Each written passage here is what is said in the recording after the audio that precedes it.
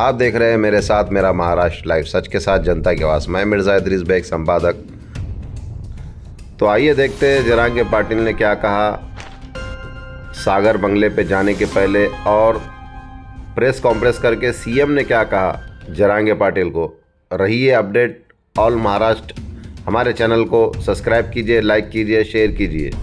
आइए देखते हैं पूरी रिपोर्ट जरांगे पाटिल और सीएम एकनाथ की, इन दोनों ने क्या कहा प्रेस कॉन्फ्रेंस कर। और इसी तरह से हमारे चैनल को सब्सक्राइब कीजिए, लाइक कीजिए, शेयर कीजिए, और किसी भी न्यूज़ या प्रचार के लिए आप हमें स्क्रीन पर दिए हुए नंबर पर कांटेक्ट करें। धन्यवाद।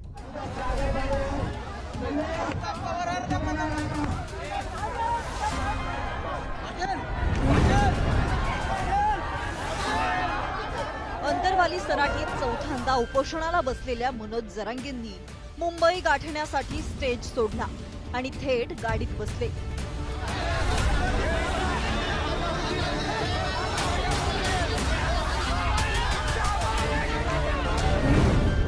मराठा आंदोलकांचा मनोज जरांगेंना रोखण्याचा प्रयत्न सुरू होता, पण आक्रमक झालेले मनोज जरांगे कुणाचंही ऐकण्याच्या मनस्थितीत नव्हते। मुंबईत जाऊन उपमुख्यमंत्री देवेंद्र फडणवीसांचा सागर बंगला गाठण्याचा चंग जरांगेंनी बांधला, कारण त्यांच्यामुळेच ओबीसी प्रवर्गातून आरक्षण मिळत नसल्याचा आरोप मनोज जरांगेंनी केलाय। आता मुंबईला आल्यावर आडेव तू पोलीस हातात घाल गोळ्या मला, तू आता पोलिसात जाताना आडेव निघालोय मुंबईला। तुला मराठी काय असते तुला आता दिसते। बस सागर बंगल्यावर मला हे रुपये दिन गेलो कुशाने सागर बंगल्यावर ट्रप मारतो, नाही तर तेव मारीन मला गोळ्या घालून तिथं त्याच्या पोलिसात। ज्या फडणवीसांमुळे मराठा समाजाला आरक्षण मिळालं त्यांच्यावर टीका कशासाठी असा प्रश्न भाजप नेते विचारतायत। तसंच त्यांचा बोलवता धनी कोण आहे अशी शंका देखील भाजप नेते विचारतायत। आता त्यांची नौटंकी तरी बस करावी। समाजाच्या नावाखाली मागच्या 7-8 महिन्यात स्वतःचा राजकीय वरदस्त करण्याचा जो प्रयत्न जरांगे पाटील करत होते, त्याच्या मागचा बोलवता धनी कोण आहे त्यांनी सांगावं। सिल्वर ओक आहे का जालन्यामधील भैया फॅमिली आहे? 10 वेळा सांगितलं होतं की फडणवीसांचं नाव घेऊ नका। ज्या फडणवीसांचे मराठा समाजावरती अनंत उपकार आहेत, त्या फडणवीसांनी मराठा समाजाला आरक्षण दिलं, त्या फडणवीसांचं सारखं नाव तुम्हाला घ्यायला कोण लावतंय हे आज जनतेसमोर आलंय। नेमकं मनोज जरांगे पाटलांचं जो आंदोलन आहे ते कशासाठी आहे? मराठा समाजासाठी आहे ते फडणवीस साहेबांच्या नावाने राजकारण करण्यासाठी आहे? आता परत विचारण्याची वेळ आलेली आहे की नेमकं हे ते स्क्रिप्ट येतो कुठून आहे? कारण का मराठा समाज राहिला बाजूला, मराठा समाजाचे हित राहिलं बाजूला, तुमचं जे काय सगळे सोयऱ्यांची जी मागणी आहे ती आज नाही तर उद्या सरकार काय ना काहीतरी तोडगा काढण्यासाठी प्रयत्न करेल ना। मनोज जरांगेंचा आता तोल सुटत चाललेला आहे। जरांगेंचं एक पत्ता उघड होत असताना जे त्यांच्यावरती टीका करतात त्यांच्याबद्दल त्यांनी बोललं पाहिजे। फडणवीस साहेबांच्या वरती वारंवार बोलून जरांगेंच्या मागचा बोलता धनी कोण आहे हे हळूहळू आता बाहेर पडायला लागलेलं आहे। म्हणून मराठा बांधवांनो, जरांगेंची भूमिका जी आहे ती अयोग्य आहे, मराठा द्वेषी आहे। मनोज जरांगेंनी फडणवीसांवर केलेल्या आरोपांवर बोट ठेवत विरोधी पक्षनेत्यांनी चौकशीची मागणी केली। आता ते जर देवेंद्रवर फडणवीसांवर आरोप करत असतील ते त्यांना माहीत, त्याच्या मागची पार्श्वभूमी आम्ही काही त्यांच्याजवळ त्या सगळ्या मुवमेंटमध्ये नाही आहोत। पण असं काही होत असेल तर याची चौकशी मात्र झाली पाहिजे। हा गंभीर विषय आहे। एखादा आंदोलन करता इतका गंभीर आरोप सत्ताधाऱ्यावर करतोय, उपमुख्यमंत्र्यावर करतोय, हे गंभीर प्रकरणाची चौकशी कोण करणार? नाही कोणाकडे मागावं? जो आदेश देणारे होते ते जनरल डायर कोण आहेत हे आपल्याला समजायला पाहिजे। कारण ह्या घटनाबाह्य सरकारमध्ये एक मुख्यमंत्री आहेत, 2 उपमुख्यमंत्री आहेत। आता कधीही कुठचंही आंदोलन उठवायच्या आधी, कुठचंही महत्वाचं किंवा मोठं आंदोलन उठवायच्या आधी किंवा लाठीचार्ज होण्याच्या आधी आदेशाशिवाय कधी पोलीस हे पाऊल उचलणार नाही। मग नक्की जेव्हा सगळ्यांची खाती बदली होते तर जनरल डायर या तिघांमधून, मग एक मुख्यमंत्री आणि 2 उपमुख्यमंत्री, नक्की कोण आहे ह्याचं पण उत्तर मिळालंच पाहिजे। दरम्यान कुणी जर राजकारण करू पाहत असेल तर त्याचा राजकीय सामना करायला आम्ही समर्थ आहोत अशी प्रतिक्रिया आशिष शेलार यांनी दिली आहे। तर फडणवीसांबद्दल कोणतेही अपशब्द खपवून घेणार नाही असं इतर भाजप नेत्यांनी बजावलंय। काय चूक आहे देवेंद्र यांची? 2014 ते 19 मुख्यमंत्री असताना रात्र रात्र जागून देवेंद्रजींनी मराठा आरक्षण दिलं. साक्षीदार आम्ही आहोत. 40 वर्ष ज्यांची सत्ता होती त्यांनी आरक्षण दिले नाही. त्यांना एक शब्द बोलत नाही. देवेंद्रजींनी आरक्षण दिलं, हायकोर्टात टिकवलं, सुप्रीम कोर्टामध्ये उद्धव ठाकरे सरकारने आरक्षण घालवलं. त्याबद्दल जरांगे पाटील एकदा बोलत नाही. दुसरीकडे मुंबईच्या दिशेनं निघण्यापूर्वी मनोज जरांगेंनी पत्रकार परिषद घेत जोरदार हल्लाबोल केलाय. पक्ष कुणी फोडले, का फोडले, कसे फोडले, काय म्हणतायत जरांगे, पाहूयात. अजित पवार राष्ट्रवादी हा विलास केला, जेलला जाण्यापेक्षा मध्ये गेलेला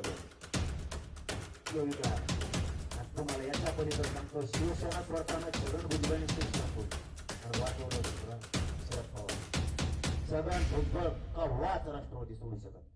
आणि अजित पवारचं त्याचं समोर सुद्धा तर ते दोघं एकीकडे जोडू शकत. तरी बी पुन्हा जेलला देवेंद्र फडणवीस टाकेल म्हणून छगन भुजबळ. आता तुम्हाला याच्या पुढे अशोक चव्हाणांच्या घरात 3दा मुख्यमंत्री पद दिले बापासह. कव्हाच काँग्रेस सोडू शकत नाही. तो कव्हाच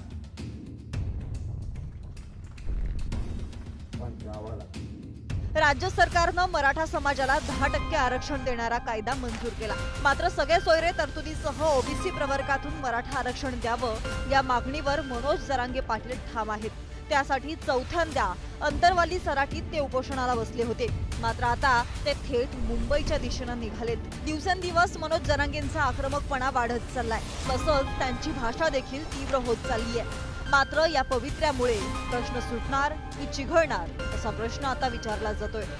एक नक्की की आजवर मराठा आंदोलनातून समाजाची शक्ती दिसायची, तिला संयमाची जोड असल्यानं आणखीनच शोभायची. आताही तो संयम ढळू नये, शक्ती दाखवायचीच पण संयमाने. इतर घटकही आपल्या या मोठ्या भावाच्या हक्कासाठी साथ देण्यासाठी आणखी आपुलकीनं पुढे सरसावतील. मराठा समाजाच्या मनात, त्यातही जरांगेंच्या मनात आपुलकीची बीज पेरण्यासाठी सत्तेनंही आता विश्वास वागण्यातून वाढविला पाहिजे. सचिन जिरे, पुढारी न्यूज, अंतरवाली सराटी, जालना. काय पोलीस आणि गृह विभाग आहे जे कायदा सुव्यवस्था राखण्यासाठी जे जे काही करायचं ते करेल. आणि फडणवीस साहेबांवर त्यांच्याबाबत त्यांच्यावर कारवाई होणार का? आणि फडणवीस साहेबांसोबत त्याबाबत काय आहे? एक आरोप त्यांनी केला की सलाईन मारण्याचा आणि तुम्ही त्यांच्यावर कारवाई करायला पाहिजे की ज्या पद्धतीने ते वाद केले. आणि जरांगे पाटील हे काय एकमेव मराठ्यांचे नेते नाहीये असं आम्ही मानतो आणि जनताही मानते. तुम्ही त्यांच्यावर विश्वास ठेवत त्यांना सांभाळून घेतलं ही तुमची चूक आहे आणि तुम्ही त्यांच्यावर आताच कारवाई करणार का? पहिल्यांदा तर सागर बंगला सरकारी आहे. कोणीही सरकारी कामाने कधीही सागर बंगल्यावर येऊ शकतं. कोणाची अडवणूक नाही. दुसरी गोष्ट, जे माननीय मुख्यमंत्र्यांनी या ठिकाणी सांगितलं, कुठल्या निराशेतून ते बोलतायत, कुठली सहानुभूती त्यांना घ्यायची आहे याबद्दल मला कल्पना नाही. ते जे बोलले ते बिनबुडाचं आहे, धादांत खोटं आहे हे त्यांना देखील माहिती आहे. मराठा समाजाकरता मी काय केलं मुख्यमंत्र्यांनी आता सांगितलं आणि मराठा समाजालाही माहिती आहे. आज जी सारथी किंवा अण्णासाहेब पाटील आर्थिक विकास महामंडळ मराठा विद्यार्थ्यांना आणि तरुणांना आशेचं स्थान आहे, त्याची सुरुवात मी केली आहे. त्याच्या सगळ्या योजनांची सुरुवात मी केली आहे आणि त्याच्यानंतर माननीय मुख्यमंत्री महोदयांनी त्या सगळ्या योजना अधिक सुदृढ केल्या आहेत. त्या योजनांमध्ये वाढ केलेली आहे. मराठा आरक्षण मी हायकोर्टात देखील टिकवलं. जोपर्यंत मी मुख्यमंत्री होतो सुप्रीम कोर्टात देखील टिकवलं. माझं मुख्यमंत्रीपद गेल्यानंतर जे मुख्यमंत्री आले होते आणि त्यांच्यासोबत जे काही ज्यांना जबाबदाऱ्या दिल्या होत्या, जे काही असेल, पण ते सुप्रीम कोर्टामध्ये ते मुख्यमंत्री हे आरक्षण टिकवू शकले नाही. हे देखील आपण सगळ्यांनी स्पष्टपणे बघितलेलं आहे. त्यामुळे कोणाच्या म्हणण्याने मराठा समाज त्या गोष्टीवर विश्वास ठेवेल असं मानणाऱ्यांपैकी मी नाही. पण एक गोष्ट मात्र निश्चित आहे, जी स्क्रिप्ट आतापर्यंत उद्धव ठाकरे बोलत होते, ज्या स्क्रिप्टवर पवार साहेब बोलत होते, नेमक्या तशाच स्क्रिप्टवर तेच विषय जरांगेंनी का मांडावे असा माझ्यासमोर प्रश्न आहे. त्याच्यामुळे याच्या पाठीशी काय आहे काय नाही आहे, मुख्यमंत्री महोदयांनी सांगितलं त्याची काही कल्पना आमच्याकडे आहे, योग्य वेळी बाहेर येईल. तुर्तच एवढंच आहे, कायदा सुव्यवस्था न बिघडवता कोणी आंदोलन केलं तरी आमची हरकत नाही. पण कायदा आणि सुव्यवस्थेचं पालन होणार नसेल तर पोलिसांना योग्य कारवाई ही करावीच लागेल.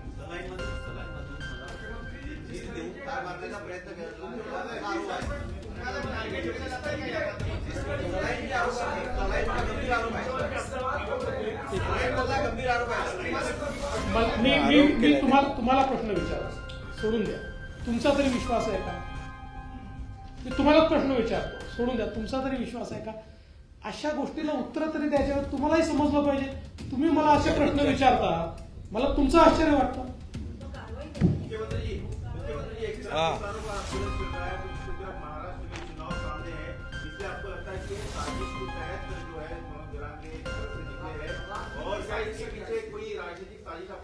या सगळ्या ज्या बाबी आहेत, मराठा आरक्षणच्या बाबतीमध्ये मराठा आरक्षण आज आपण जे मी अजितदादा म्हणाले, मी शपथ घेतली होती त्याप्रमाणे मराठा आरक्षण 10% देण्याचा निर्णय आपल्या सरकारने घेतला. एक धाडसी निर्णय घेतला. जेव्हा यापूर्वी देखील हा निर्णय घेतला होता, जेव्हा देवेंद्रजी मुख्यमंत्री होते आणि हायकोर्टामध्ये तो निर्णय टिकवला आपण. परंतु दुर्दैवाने सरकार बदलल्यानंतर सुप्रीम कोर्टामध्ये ज्या पद्धतीने बाजू मांडली पाहिजे होती ती बाजू मांडली नाही, दुर्दैवाने तिथे रद्द झाला. आणि आता याच्यामध्ये कुणबी नोंदी आहेत, त्या आपण तिथे जी शिंदे कमिटी आहे ते एक वेगळं काम सुरू आहे.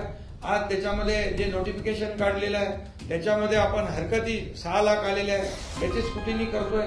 त्यानंतर ते आपण त्याच्यावर प्रक्रिया सुरू आहे, त्याच्यावर सरकार योग्य तो निर्णय घेईल. परंतु जे सुप्रीम कोर्टामध्ये आरक्षण टिकवण्यासाठी जे काय मुद्दे, ज्या काय बाबी मांडायला पाहिजे होत्या, तिथे आलेलं जे अपयश आहे आणि ते अपयश, तिथे काढलेल्या त्रुटी, तिथे ज्या काही निरीक्षणं सुप्रीम कोर्टाने नोंदवली होती ती पूर्णपणे आम्ही मागासवर्ग आयोग नवीन गठीत केला, त्याचे पुनर्गठन केलं आणि मोठ्या प्रमाणावर 4 लाख लोक काम करत होते.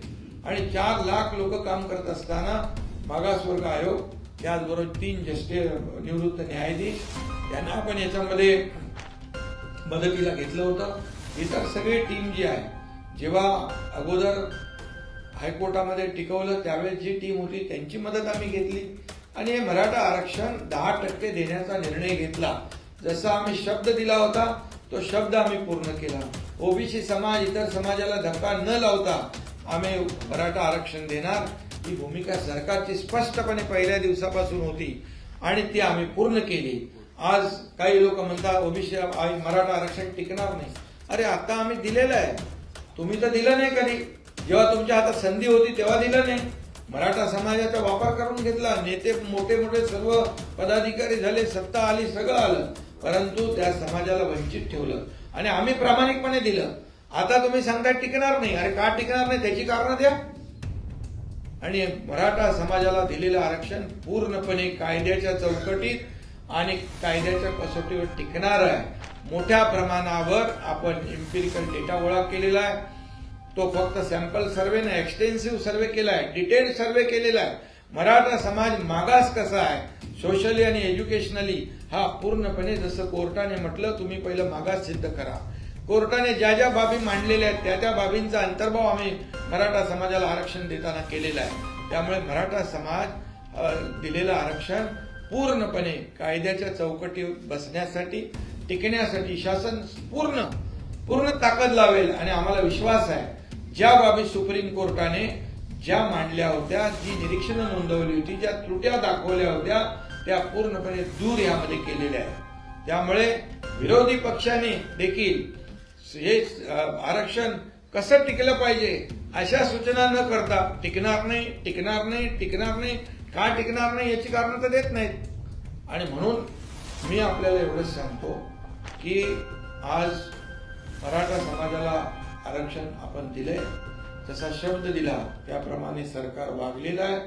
त्याचबरोबर ज्यांना कुणबी नोंदी सापडत नव्हत्या त्यांचं देखील आम्ही जस्टिस शिंदे समितीच्या माध्यमातून तेही काम सुरू केले, त्याचं नोटिफिकेशन काढले, त्याच्या हरकती आल्या. आणि म्हणून अगदी तात्काळ यामध्ये कायदेशीर प्रक्रिया सगळ्या बाबी ज्या आहेत या पूर्ण केल्या पाहिजेत. एवढ्या घाई गडबडीमध्ये कुठलाही निर्णय घेता येणार नाही आणि आम्ही कोणाची फसवणूक करणार नाही. आम्ही कुणालाही फसवणार नाही. पहिल्या दिवसापासून आमची भूमिका स्पष्ट आहे आणि म्हणूनच जो काही निर्णय घेतलाय हा टिकणारा निर्णय आम्ही घेतलेला आहे. आणि म्हणून माझी विरोधी पक्षाला देखील त्यांनाही आव्हान आहे की यामध्ये मराठा समाजाला आरक्षण दिल्यानंतर, तुम्ही दिलं नाही पण आम्ही दिल्यानंतर उलट तुम्ही त्याच्यामध्ये सहकार्याची भूमिका घ्यायला पाहिजे. ते कसं टिकेल या बाबतीत चांगलं बोललं पाहिजे. ते टिकणार नाही असं संभ्रम निर्माण करून मराठा समाजाला त्याचं खच्चीकरण करण्याचं काम कोण करतंय याचा देखील जनतेसमोर उलगडा नक्कीच होईल. आणि म्हणून मी एवढंच सांगेन की आता सरकारने निर्णय घेतलाय. सरकारने निर्णय घेतलेला असताना यामध्ये टिकवण्याचा देखील जबाबदारी आमची आहे. आणि म्हणूनच या कायदा सुव्यवस्था राखण्याची जबाबदारी देखील आमची आहे. त्यामुळे कुणीही या संयम पाळावा, कायदा हातात घेता कामा नये. शेवटी सर्वसामान्य माणसाला या राज्यामध्ये सुखाने, समाधानाने, आनंदाने जगण्याचा अधिकार आहे. त्यामुळे सरकारने जो शब्द दिला तो शब्द पाळलेला आहे. आणि म्हणून आंदोलनकर्ते जे कोणी असतील त्यांनी देखील या सगळ्या गोष्टी सरकारने केलेल्याची जाणीव ठेवली पाहिजे. सरकारने आतापर्यंत जे काही केलं, जस्टिस शिंदे कमिटी नेमली, अगदी तेलंगणा, हैदराबाद पर्यंत त्या ठिकाणी देखील आपले लोक गेले. त्या ठिकाणी देखील जे काही पुरावे आहेत ते आपण शोधतोय. आणि म्हणून मराठा समाजाला ओबीसी प्रमाणे जोपर्यंत आरक्षण मिळत नव्हतं सवलती देण्याचा निर्णय आपण घेतला. सारथी असेल, अण्णासाहेब पाटील आर्थिक विकास महामंडळ आहे, त्याचे 10 लाखाचे 15 लाख आपण त्याचं कर्ज आपण व्याज आपण भरतोय सरकार म्हणून. आज हॉस्टेल ज्या ठिकाणी आहे तिथे हॉस्टेल दिले, जिथे हॉस्टेल नाही त्यांना आपण भाडं वाढवून ते स्वधार योजना सुरू केली. आणि सगळं जे आहे हे आपण सकारात्मक करतोय. आज किती अधिसंख्य पदं होती, कोणी हिंमत केली? आमच्या सरकारने हिंमत केली. 5,000 लोकांना ज्यांचं सिलेक्शन झालं होतं, अपॉइंटमेंट मिळाली नव्हती, त्यांना अपॉइंटमेंट देण्याचं धाडस देखील आमच्या सरकारने केलं. 5,000 लोकांना आज नोकऱ्या मिळालेल्या. मध्ये मॅटमध्ये 500 लोक गेले होते एमपीएससीचे, तिथे हायकोर्टामध्ये बाजूला मांडून लढवून त्यांना परत त्यांना नोकऱ्या दिल्या आम्ही. कुठं सरकार मागे पडतंय, कुठे सरकार कमी पडतंय हे तर दाखवा. आणि म्हणून या सगळ्या ज्या काही बाबी आहेत या राज्यामध्ये काही लोकांचं अराजकता पसरवण्याचं जे काही हे आहे, कारस्थान आहे, हे कुणी करता कामा नये. या राज्यातली जनता सुज्ञ आहे, या महाराष्ट्रातली जनता सुज्ञ आहे. आणि सरकार जे काम करतंय याचा देखील साक्षीदार जनता आहे. आणि म्हणून आतापर्यंत जे काही झालं नाही मराठा समाजाच्या बाबतीमध्ये, ओबीसी समाजाच्या बाबतीमध्ये अनेक निर्णय सरकारने घेतले. आज आपल्या धनगर समाजाचा पण आपण कॅबिनेटमध्ये तोही निर्णय आज आपण घेतला. 5,500 ते 10,000 5,500 ते 10,000 संख्या वाढवण्याचा. समाजाला, सर्व समाजाला मुख्य प्रवाहामध्ये आणण्याचं काम सरकार करत आहे. त्यामुळे मला वाटतं याच्यामध्ये कुणीही एक लोकांमध्ये संभ्रम पसरवण्याचा आणि सहानुभूती मिळवण्याचा प्रयत्न करू नये. महाराष्ट्रातली जनता सुज्ञ आहे.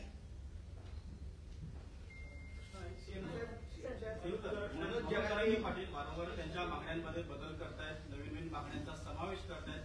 आणि आज त्यांनी दुपारी जे काही स्टेटमेंट केलेले आहे, असंसदीय शब्द काही वापरलेले आहेत त्यांनी, तर त्या संदर्भात आपली काय प्रतिक्रिया? दुसरं म्हणजे त्यांच्या विधानामागे विरोधी पक्षांचे नेते आहेत का? काही जणांनी आरोपी थेट केलेले आहे. शरद पवार साहेबांचं, उद्धव ठाकरेंचं नाव येते, राजेश टोपे यांचं जे स्थानिक नेते जालन्याचे त्यांचे देखील नाव घेतलेलं आहे. खरं म्हणजे मनोज जरांगे पाटील एक मराठा समाजासाठी एक प्रामाणिक भावना मनामध्ये ठेवून या लढ्यामध्ये उतरले अशी आमची पूर्ण भावना होती. आणि त्याप्रमाणे मग जस्टिस शिंदे कमिटी आम्ही केली. आतापर्यंत कुणबी प्रमाणपत्र मिळत नव्हतं, ते देण्याचं काम सुरू झालं. मग त्याच्यामध्ये त्यांची मागणी आली सरसकट द्या. त्याच्यानंतर मागणी आली सगळ्या मराठवाड्यात पुरती मर्यादित होती, त्यानंतर अख्ख्या राज्यामध्ये व्याप्ती वाढवा, ती आम्ही वाढवली. त्यानंतर सगळ्या सोयऱ्याची मागणी आली, त्याच्यावर नोटिफिकेशन काढलं, त्याच्यावर हरकती आलेल्या आहेत, त्या अद्याप त्याच्यावर प्रक्रिया सुरू आहे. त्यानंतर ओबीसी मधून द्या, अशा प्रकारच्या मागण्या वेगवेगळ्या वेळोवेळी बदलत गेल्या. आणि खरं म्हणजे आता मी स्वतः मुख्यमंत्री म्हणून त्यांना भेटायला जालना या ठिकाणी गेलो. किती आतापर्यंत किती आंदोलनं झाली, 56 मोर्चे झाले मुंबईमध्ये. ज्यावेळेस देवेंद्रजी मुख्यमंत्री होते 56 आंदोलनं मोर्चे झाले, शांततेत झाले. अगदी कायदा कोणी हातात घेतला नाही, सगळ्यांनी त्याची वाहवा केली. मराठा समाजाचे 56 मोर्चे झाल्यानंतर कुठल्याही समाजाला त्रास झाला नाही. परंतु यावेळेस काय झालं, यावेळेस कुठे आग लावली, कुठे काय केलं, दगडफेक झाली, कुठे काय, हे सगळं मराठा समाज हा संयमी आहे. मराठा समाजाने शिस्तीने आंदोलनं केलेली आहे. परंतु त्याला गालबोट लावण्याचं काम जे कोणी लोक करतायत, यापासून देखील मराठा समाजाने सावध राहिलं पाहिजे तरुणांनी, हे माझी सूचना आहे. आणि त्यामध्ये जरांगे पाटील मनोज जरांगे पाटील जेव्हापर्यंत या ठिकाणी लोकांसाठी काही प्रामाणिक भावना आहे, अशा प्रकारचं त्याची भावना होती. सरकार त्याच्याबरोबर, मी जालनाला गेलो, नव्या मुंबईत गेलो, आणि मुख्यमंत्री असताना मी कधीही इगो ठेवला नाही. परंतु आता जी काही त्यांची भाषा आहे, ती भाषा राजकीय भाषा मला वाटते. आणि त्याच्या मागे कोणीतरी बोलवतंय अशा प्रकारचा वास येतोय. आणि त्यामुळे यामध्ये कुठल्याही राजकारणाला बळी न पडता मराठा समाजाने आपल्याला सरकारने दिलेला निर्णय जो आहे, हा सरकारने दिलेला निर्णय पूर्णपणे विचारांती निर्णय घेतलेला आहे. आणि आज मुख्यमंत्री उपमुख्यमंत्री यांच्याबद्दल अशा प्रकारचं वक्तव्य करणं, खालच्या पातळीवर जाऊन बोलणं, ही आपली संस्कृती नाहीये, ही महाराष्ट्राची संस्कृती नाहीये. आंदोलनकर्ते अनेक होऊन गेले. आज देवेंद्रजींच्या बाबतीमध्ये कुठला आरोप केला त्यांनी, अशा प्रकारचं कुणीतरी त्यांना सांगायला लावतंय का, याचा त्यांनी विचार केला पाहिजे. जर देवेंद्रजी मराठा समाजाच्या विरोधामध्ये असते तर त्यांनी मागच्या वेळेस जे आरक्षण दिलं, आम्ही सगळे एकत्र होतो, मराठा समाजाला आरक्षण मिळवून दिलं, त्यासाठी खूप मेहनत आम्ही घेतली. त्यावेळेस हायकोर्टामध्ये देखील टिकवलं, हे टिकलं नाही त्या सुप्रीम कोर्टामध्ये. याला जबाबदार कोण आहे? आणि म्हणून अशा प्रकारचे खालचे पातळीवरचे आरोप हे महाराष्ट्र सहन करत नाही. महाराष्ट्राची ती संस्कृती नाही, महाराष्ट्राची ती परंपरा नाही. आता याच्यामधून एवढं सगळं केल्यानंतर, दिल्यानंतर त्यांना अपेक्षितच नव्हतं विरोधी पक्षाला एवढ्या लवकर मराठा आरक्षण मिळेल. अरे आम्ही डे नाईट काम केलं, 4 लाख लोक काम करत होते दिवस रात्र, आणि दिवस रात्र त्यांना अपेक्षितच नव्हतं मराठा आरक्षण 10% मिळेल. त्यांना वाटलं हे सगळं जाळत सगळं हे कायदा सुव्यवस्थेचा प्रश्न निर्माण होईल, समाजामध्ये तेढ निर्माण होईल, अशीच भावना होती त्यांची, मिटवण्याची भावना नव्हती. आणि म्हणून हे दिलं. त्याचबरोबर कुणबी प्रमाणपत्र मिळत आहे, ते पण आपण सुरू केलं. मराठा समाजाला ओबीसी प्रमाणे सवलती मिळत आहेत, हेही आपण सरकारने सुरू केलं. काय सरकारने केलं नाही ते सांगा, तुम्ही तर केलं नाही, आणि जे सरकार करतंय त्याच्यामध्ये आडवे येत आहे. बिलकुल मी एवढंच सांगतो, या महाराष्ट्रातली जनता सुज्ञ आहे, तुम्हाला योग्य तुमची जागा दाखवेल. आणि मला एवढंच सांगायचं आहे, आंदोलनकर्त्यांनी कायदा हातात घेता येणार नाही. या कायद्यासमोर कोणी छोटा मोठा नाही, कायद्यासमोर सर्व समान आहे, याची जाणीव प्रत्येकाने ठेवली पाहिजे. सरकार म्हणून, मुख्यमंत्री म्हणून मी कधीही काही इगो ठेवला नाही. कशाला जायचं, कशासाठी जायचं, हजारो आंदोलनं झाली या राज्यामध्ये, तेव्हा अशा प्रकारचं कधीही कोणी वागलं नाही. आणि म्हणून प्रत्येकाने आपल्या आपल्या मर्यादेमध्ये राहिलं पाहिजे. या आपल्यामुळे समाजाला त्रास होता कामा नये, कायदा सुव्यवस्थेचा प्रश्न निर्माण होता कामा नये, याची दखल आणि नोंद प्रत्येकाने घेतली पाहिजे. आणि या सगळ्या मागे सरकार पूर्णपणे लक्ष ठेवून आहे. आणि कुणाला वाटत असेल की सरकारला काही माहित नाही, परंतु सरकार, गृह विभाग या बाबतीमध्ये पूर्णपणे लक्ष ठेवून आहे. मी पुन्हा एकदा सांगतो, या राज्यातली कायदा सुव्यवस्था बिघडवण्यासाठी जे कोणी जबाबदार असतील त्यांना बिलकुल सरकार पाठीशी नाही, माफ करणार नाही.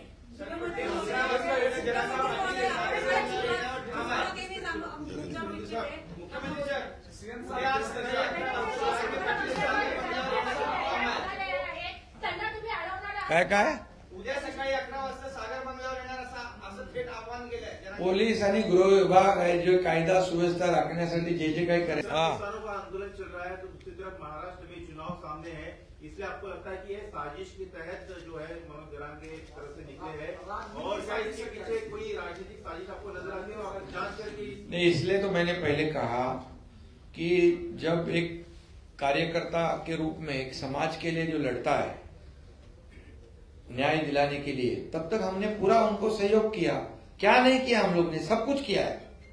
और अब जब उनकी बोली भाषा बदल गई है, जैसे डीसीएम साहब ने बोला कि जो शरद पवार उद्धव ठाकरे जो बोल रहे हैं वो वही भाषा बोल रहे हैं, इसका मतलब ये साजिश है. और ये साजिश का पर्दाफाश तो होगा. इसमें कोई कानून के सामने कोई छोटा बड़ा नहीं है. जब तक हम समझते थे एक ईमानदारी से लड़ाई लड़ रहे हैं, हम उसके लिए सब कुछ किया. मुख्यमंत्री किधर जाता है, कितने आंदोलन हुए आज तक. इसलिए अपने अपने सीमा में हर एक ने रहना चाहिए. सरकार सबका है और सरकार सबके लिए कर रहा है. हमने जो शब्द दिया था वो पूरा किया है, किसी अन्य समाज को अन्याय नहीं करते हुए. ये तो मराठा समाज में खुशी की लहर है. अभी ये बार बार ये मांग एक होने के बाद दूसरा, ए होने के बाद बी होने के बाद सी होने के बाद डी, वो सब देने के बाद फिर तो राजनीति की भाषा बहुत चालू हो गई. ये ऐसे कौन से देवेंद्र जी ने अगर मराठा समाज को नहीं देना होता तो उनके समय में मराठा आरक्षण कैसे मिलता. मराठा समाज को आरक्षण भी मिला, हाईकोर्ट में उसको वैलिड भी हुआ और सुप्रीम में जब गया तो मुख्यमंत्री कौन थे. 5,000 लोगों को नौकरियां देने की बात थी तो यही एकनाथ शिंदे ने कहा था जो भी होगा उसका जिम्मेदार हम है, हम फेस करेंगे. 5,000 लोगों को नौकरी देने का हिम्मत हम लोग ने दिखाया है. तो जो बोलने वाले जो है उन्होंने सिर्फ मराठा समाज का इस्तेमाल किया है. अब जब दिया है तो बोलते टिकेगा नहीं. अरे क्यों टिकेगा नहीं, उसका तो रीजन बताओ. ये मराठा आरक्षण पूरा ऐसी तरह से दिया है कि जो सुप्रीम कोर्ट ने जो ऑब्जर्वेशन, जो त्रुटियां खामियां निकाली थी उसे पूरा किया है. 4 लाख लोगों को काम पे लगाया था. इसमें हर जिले में हर कलेक्टर ऑफिस में विशेष ऑफिस खोला था इसके लिए. और जो दिया है तो उसे पॉजिटिव बात करनी चाहिए. इसका मतलब राज्य में कानून व्यवस्था बिगाड़ना, ये सामने चुनाव देखकर राजनीति की रोटियां सेकना, ये लोग बहुत भली भांति जानते हैं. बहुत समझदार महाराष्ट्र की जनता है. ये उनको वो सही जगह दिखाएंगे. इसके पीछे जो भी साजिश है वो साजिश तो उसका पर्दाफाश तो होगा ही. लगातार जो भूमिका बदल रही है मनोज जरांगे पाटिल की, पिछले 3 महीने से आपसे लगातार मांग बढ़ती जा रही है. अब जब आरक्षण की मांग पूरी होती है उसके बाद राजनीतिक आरोप प्रत्यारोप शुरू हो जाते हैं. इसको कैसे, ये देखो महाराष्ट्र की संस्कृति है. इतने निचले स्तर पर आरोप लगाना आंदोलनकारियों ने ये शोभा नहीं देता है. ये उनकी बोली नहीं है, ये और किसी की बोली है. और इसलिए मैं अभी भी कहूंगा कि उन्होंने इससे बलि पड़ना नहीं चाहिए, लोगों के बहकाव में नहीं आना चाहिए. जो लोग जो आज जिन्होंने इतने साल राजनीति की, जब उनके हाथ में था मराठा समाज को आरक्षण देना, तब नहीं दिया, वंचित रखा सबको. और जब हमने देने की हिम्मत बताई तो उसके साथ में जैसे सहयोग करना चाहिए, न कि कानून व्यवस्था बिगाड़ के संभ्रम निर्माण करना चाहिए. कानून के सामने कोई भी छोटा बड़ा नहीं है, मैंने बताया है आपको. मुख्यमंत्री किंवा उपमुख्यमंत्री यांच्या विरुद्ध कोणी समाज माध्यमांवर आरोप केले तर आतापर्यंत अनेकदा गुन्हे दाखल झालेले आहेत. अरे मुख्यमंत्र्यांनी तर जेलमध्ये टाकले. आरोप केले तर राणेंना आणि त्या कंगना रणावतला आणि त्या कोण तो आपला राणा, नवनीत राणा, त्याला 40 दिवस जेलमध्ये टाकला, देशद्रोहाचा खटला भरला. तेच मला विचारायचंय, तर फडणवीस साहेबांवरती असे आरोप झाल्यानंतर जरांगे विरुद्ध आपण गुन्हा दाखल करणार आहात का? सगळं कायदेशीर, ज्या मी मगाशीच म्हटलं, कायद्यापेक्षा कुणी स्वतःला मोठं समजू नये. संयम ठेवलेला आहे सरकारने, संयमाचा अंत पाहू नका. दुसरा प्रश्न असा आहे की 2.5 वर्षाच्या काळात सुप्रीम कोर्टाने आरक्षण टिकवलं नाही महाविकास आघाडी सरकारने असं म्हणाला होता. या सरकारमध्ये राष्ट्रवादी काँग्रेस पक्ष सामील होता आणि त्याच्यात अजितदादा पवार हे उपमुख्यमंत्री होते. हा, मग काय झालं? त्याच्यामध्ये कुठं एक अजितदादा पवार काय उपसमितीचे अध्यक्ष होते का मुख्यमंत्री होते? अरे असं काय, तुम्ही बघा, आरक्षण जे टिकलं हायकोर्टामध्ये, सुप्रीम कोर्टामध्ये टिकलं नाही का? याचं कारण जे आहे हे तुम्हाला माहित आहे, सगळ्यांना माहित आहे. आणि त्या सगळ्या त्रुट्या ज्या आहेत आणि जी निरीक्षणं आहेत ती आम्ही पूर्णपणे या मागासवर्ग आयोग आणि आपल्या सर्व्हेमध्ये त्याची नोंद घेतलेली आहे. माझा प्रश्न वेगळा आहे. त्या समितीमध्ये आपणही होता, त्या गव्हर्नमेंटमध्ये हा होतो ना. मी मुख्यमंत्री नव्हतो, मी त्या उपसमितीचा अध्यक्ष पण नव्हतो. कोणते अडथळे आले असं मला विचारायचं. अरे अडथळे सगळे दूर केले आम्ही. तुम्हाला मी सांगतो, राज्य सरकार ते पूर्णपणे आरक्षण टिकवणार आणि सुप्रीम कोर्टाच्या गाईडलाईन प्रमाणेच आम्ही आरक्षण दिलेलं आहे. ठीक है, धन्यवाद. आपको ये रिपोर्ट कैसी लगी कमेंट बॉक्स में ज़रूर बताएं और ज़्यादा से ज़्यादा शेयर करें. धन्यवाद.